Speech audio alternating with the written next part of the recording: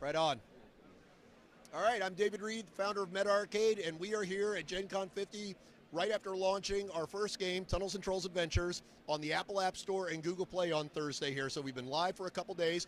We're going to show you a bit of what's new since we met with you last year with our first prototype at Gen Con 49 of Naked Doom. We've come a long way. We've added a bunch of adventures into the thing, and we have a demo of the adventure creator that we can show you as well so that you can make your own adventures ultimately and deploy them out to the App Store, Google Play, and Steam. So let's just start with where now with the adventure creator, the player. If you saw what we were doing last year, you may remember that we had one adventure at Gen Con. It was Naked Doom, a very black and white kind of old storybook interface. We put a big facelift on the app. We've got a number of different adventures here, and we have a little tutorial for people who want to learn how to play. Maybe important a little bit about the monetization plan. The game is completely free to play. You can play all of these adventures for free forever if that's what you choose to do. We start giving you an allotment when you start. It costs a heart to go into an adventure. When you run out of hearts after you've burned through them all, no problem. You can always buy more. Or you can watch an ad, and then you get a heart that way. We never put ads in the middle of an adventure. We don't have banner ads all over the screen. It's really up to you on how you want to do it. A lot of people here at Gen Con said they'd like to just buy adventures. No problem. The mini solos are $1 a piece. The larger ones are a couple bucks. The intention is to keep these prices very low because the content creation part is actually pretty inexpensive for us, so we want to encourage people to play a lot of different adventures. So with that, let's jump into Naked Doom. And so for people who may remember from last year, Naked Doom is an adventure where you are a criminal convicted of some unknown offense in the seat of imperial power in the world of Tunnels and Trolls. And in order to gain your freedom, you need to go through this gauntlet of combat and traps and poisons and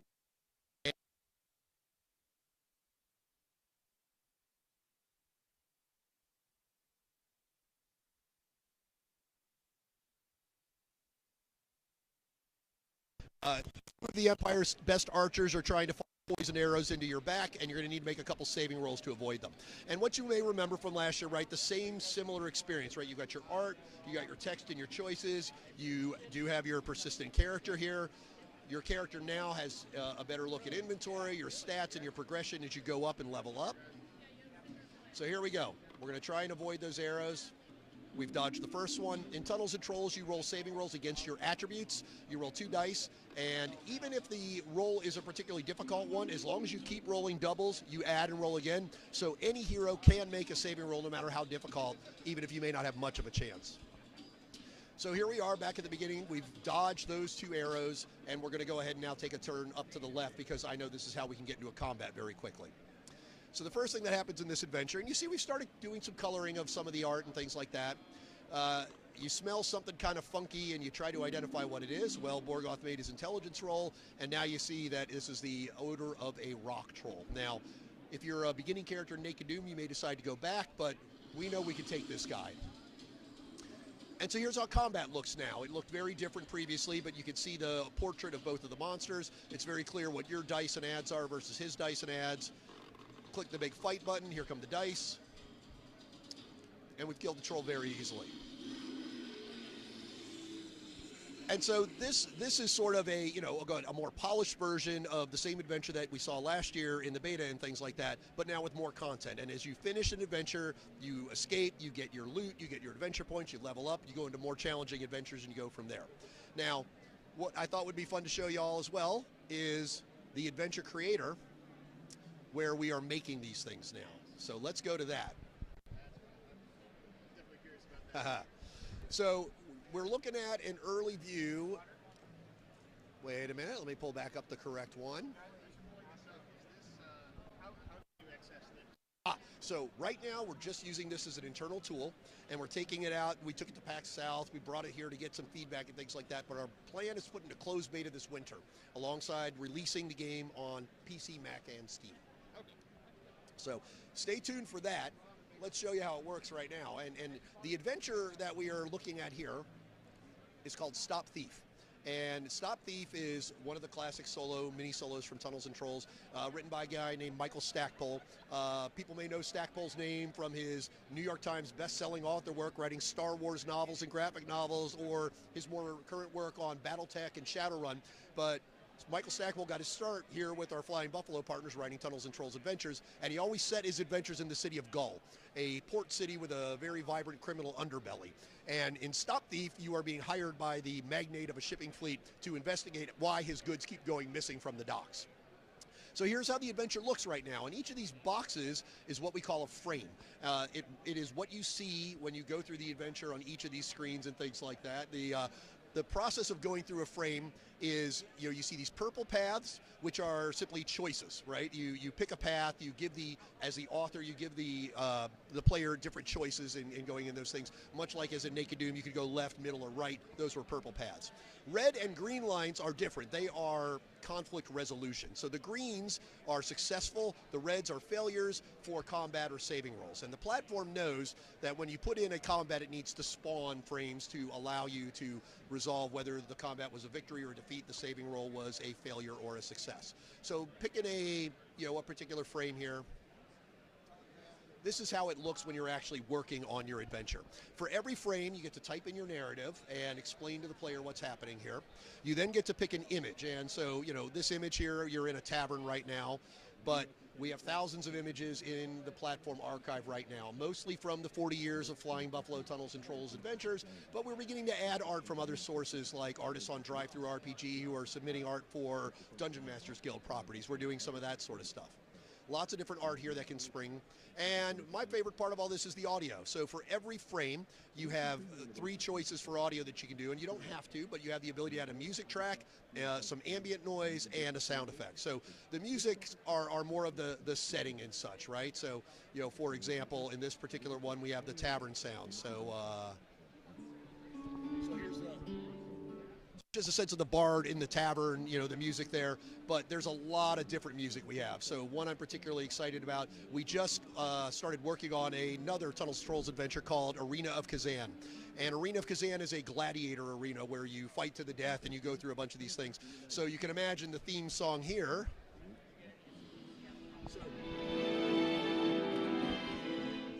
Kind of a gladiator vibe, the brass, the horns, the drums, the coliseum filled with people, right? It's pretty exciting, and all of these music tracks are available for people when they go through and make their adventures. Similarly, in the tavern, you have your ambient stuff here now, so, just for noise's sake. So this is the quiet tavern where, there's a dull roar of people and a little fireplace in the background, but maybe the tavern's a little busier.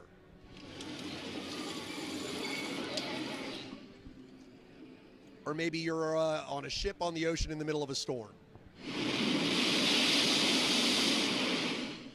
Or, maybe you're in the jungle.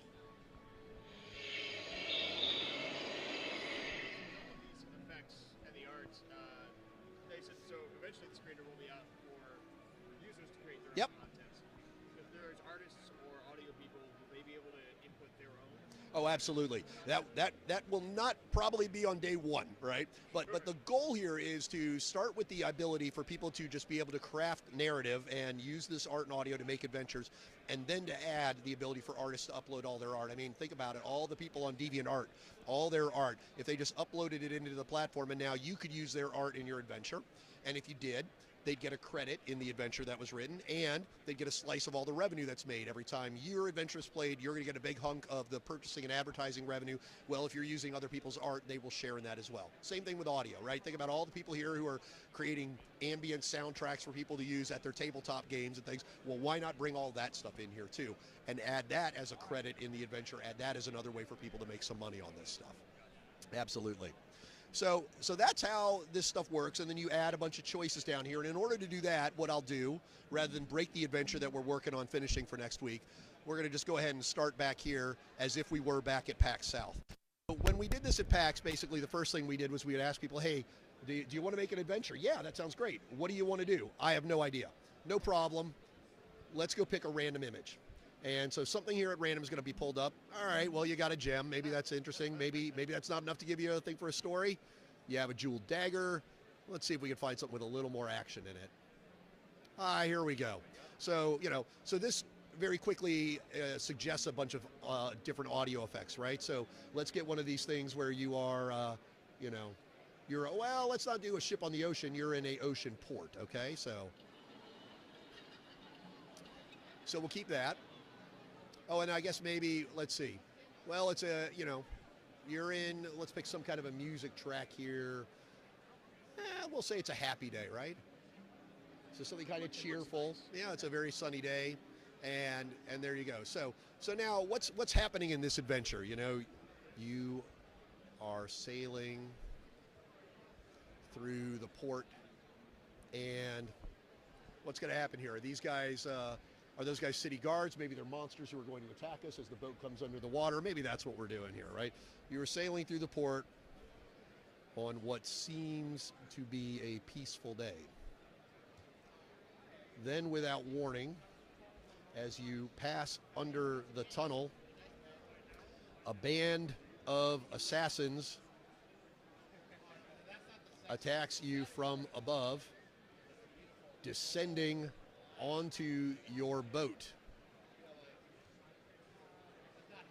You must fight for your life.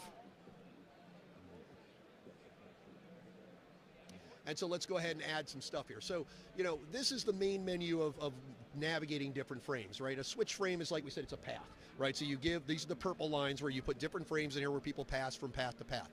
Fighting and saving rolls, those are the conflict resolutions, and we'll show a fight here in a minute. Similarly, with giving items and taking items, right, we have a library of items that you can choose from, much like we have a library of monsters. So let's go ahead and start this fight thing, and let's make it a group of 2, and let's pick a monster, right? So there are dozens of monsters we've added, and it's easy for us to just keep adding more all the time that have the right stats for tunnels and trolls and things. But maybe you're going to want to create a unique monster, a boss monster who has better stats than the typical one, a named non-player character who's important to the plot that comes in here. This is where you would create something like that, and you just pick the art and put in the stats for there. But for the purposes of this, let's just pick a couple of Corsairs, and we're going to go into fight with them. Now, what the game is going to know right away, as soon as you create that, it knows that it needs to create a defeat frame and a victory frame for combat. So you don't have to worry about that. These 2 frames are going to exist. And so in the defeat frame, what we do is we assume that if the author has put a combat in and you lose the combat, that you have died. It doesn't have to be that way. You can create a different thing. You got captured, or maybe it was just a dream and you wake up and there really wasn't a fight. In this case, we're going to stick with you died. And with that in mind, we'll pick one of our dead images. There we go. And we can put one of our death stingers in here.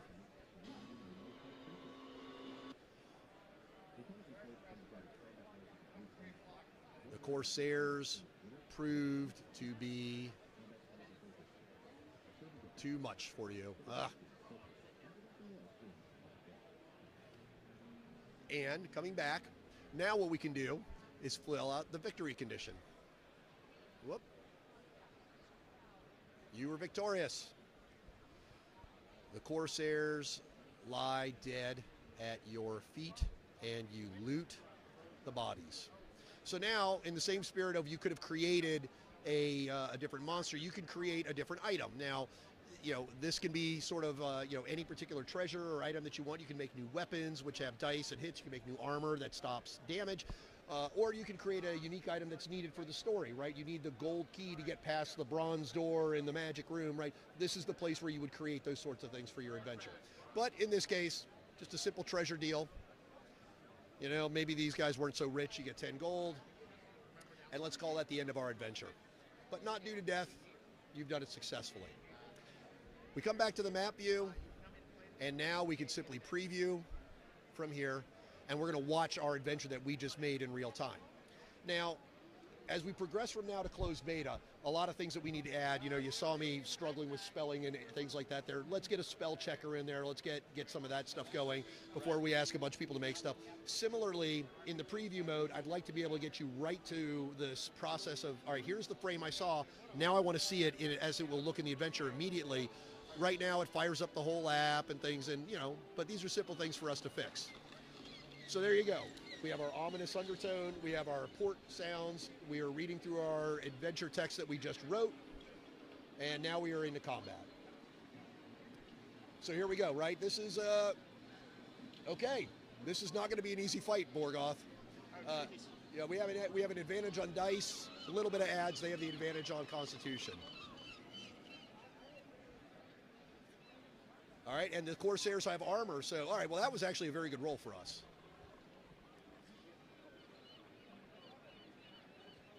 This one maybe not as good. All right, now we're in good shape. Because once we got rid of one of them, it gets a lot easier. So congratulations, Borgoth, you were victorious. You looted the bodies, complete the adventure. You got a little gold in the process. If this had been a real adventure, you would have gotten your adventure points and such. If you've leveled up, it tells you that you've leveled up and such. And with that, you finish up and you go on to your next adventure. So that's how simple it is to just make something, right? To make something really quickly. You don't need to have any technical or artistic skills, and being able to put something together to sort of bring some of these adventures that you've thought about, that you've built over the years to life, and then get them out in the hands of other people, right? To put it out on the App Store and Google Play and Steam, and publish your work, see what people think of it. If you've got something interesting, it's yours. You own your intellectual property, the characters, the worlds, the plots, the stories, ideas you've made, you get to take with you. And if you go your screenplay and make a movie, that's great. That's awesome. Made all these adventures all their lives, letting them put them in front of other people, because if you think about all the adventures you've written and you've played at a tabletop, very few people ever actually got to see that content. And now you have the ability to put it out there and let people play it on the devices that they already own, their mobile devices and their computers. We're hopeful that this becomes a little bit like a different kind of a Twitch or a WordPress, where people are able to now be creative, show their work out there, and get a little bit of money doing so. And in some cases, there are people now who are Twitch streamers and WordPress bloggers for a living. Maybe you'll be able to make a living someday writing adventures. That's the vision, and we're heading there fast. We're going from here to closed beta over the wintertime for PC, Mac, and Steam with the creator out there. People who are interested in being in the closed beta should let us know on metaarcade.com. Just sign up and drop us a line, and we'll have more news on that in the months to come. Anything else we should know? Any other authors, cool things happening? Sure. Well, I mean, at a high level, right, what we can tell you is that, there are 40 plus of these adventures that have been published by Flying Buffalo over the years. We are starting right now to get what we'll call the Michael Stackpole crime trilogy out there, right? So, you have Golden Dust Red Death that started, Stop Thief that we just showed you. The next one up is going to be called Hot Pursuit, which is another one of these Michael Stackpole mini solos set in the city of Gaul. We're working towards some of the bigger ones as well. He made some of the biggest adventures, City of Terrors, Overkill. These are massive adventures that are really exciting. Take a little more work to get all the art and the audio together, but we're very much in flow on that. Additionally, we've, of course, got all the stuff that Ken St. Andre's made over the years as the creator of Tunnels and Trolls. So Death Trap Equalizer is underway, Arena of Kazan is underway. People are going to see all these things coming in the months to come. But right now, if you want to start it up early, it's available for free on the App Store and Google Play for play on iOS and Android devices. And you can play as much as you want, as long as you want, completely for free. And if you want to turn off the ads, you simply just go ahead and buy the adventures for a few bucks outright, and you're done. That's a pretty low price point overall. That's the intention. Yeah, it really is, because what we hope is it inspires people to create their own, because that's how hopefully this company ends up making money, is through lots and lots of people making adventures. Well done. Focus. There we go. That's exactly what you get. Is there a website on the back? There is. Okay, well, David, MetaArcade.com.